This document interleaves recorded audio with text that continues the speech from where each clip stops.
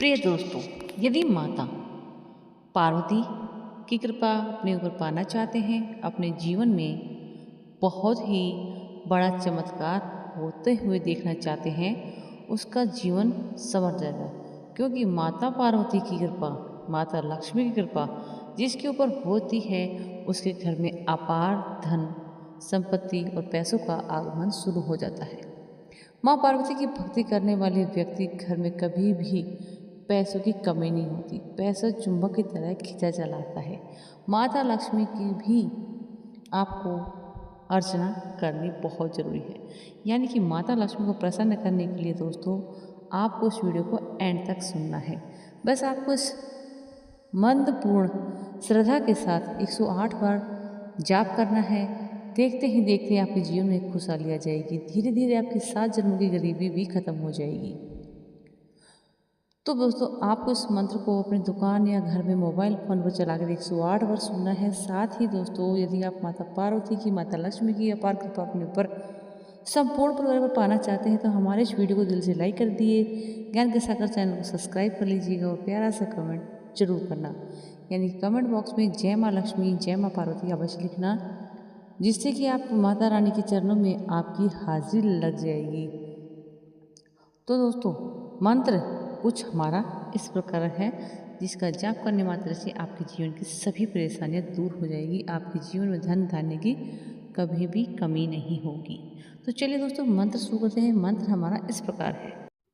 ओम श्रीं ह्रीं क्लीं कमलवासिन्ये स्वाहा। ओम श्रीं ह्रीं क्लीं कमलवासिन्ये स्वाहा। ओम श्रीं ह्रीं क्लीं कमलवासिन्ये स्वाहा। ओम श्रीं ह्रीं क्लीं कमलवासिन्ये स्वाहा। ओम श्रीं ह्रीं क्लीं